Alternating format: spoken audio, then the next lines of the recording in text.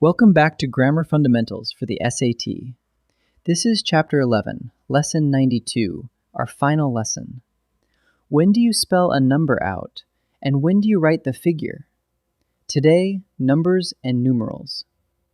Let's start with the general rule. Spell out any number you can write in one or two words, 12, 26, 99. If it would take three or more words, like 350, write the figure instead. And there's one rule that always wins. Never start a sentence with a numeral. 400 runners entered the race. You spell it out at the front, even if you'd normally use the figure. One or two words, spell it.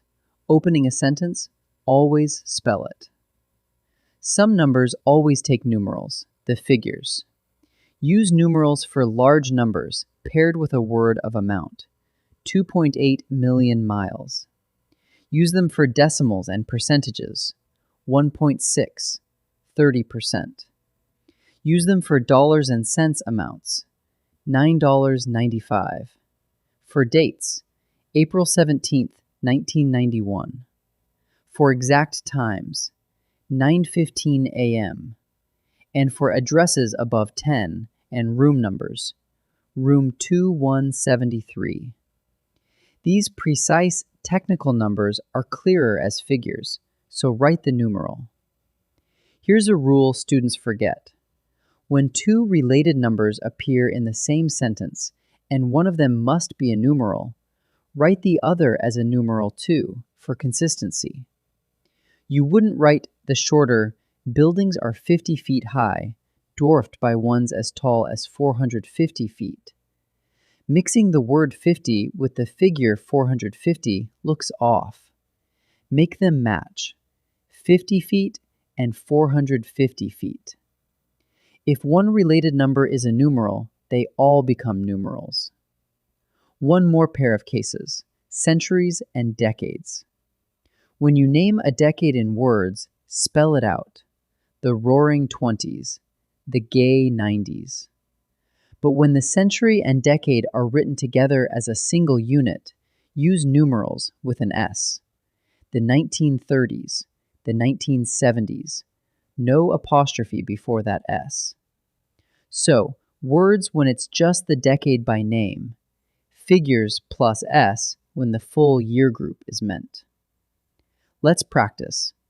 Choose the form that follows the rules for numbers and numerals. Pause and try each.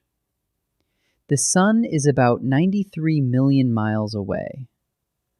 A large number paired with a word of amount is written as a numeral plus the word. So the answer is 93 million. 762 transactions took place in the first hour. A number that opens a sentence is always spelled out, even a big one. So the answer is 762.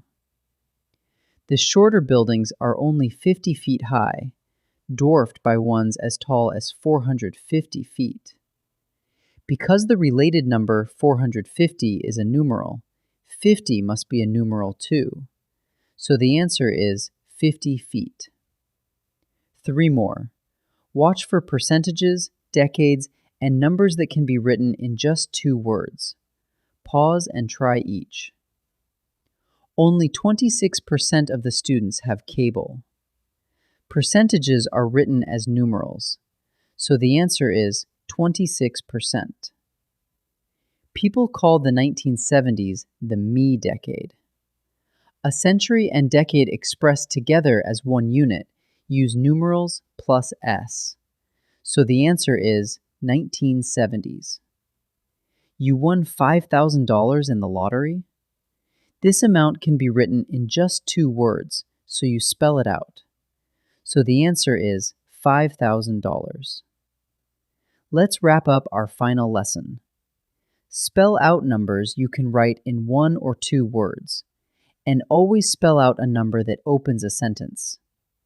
Use numerals for large amounts with a word of amount.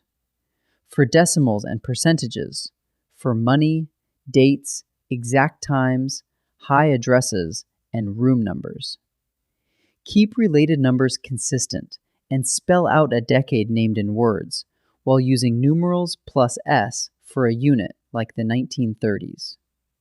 And with that, you've completed grammar fundamentals for the SAT, from parts of speech all the way through punctuation, mechanics, and numbers.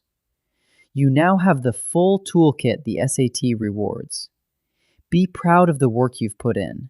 Keep practicing what you've learned, and go show that test what you can do. Thank you for learning with me.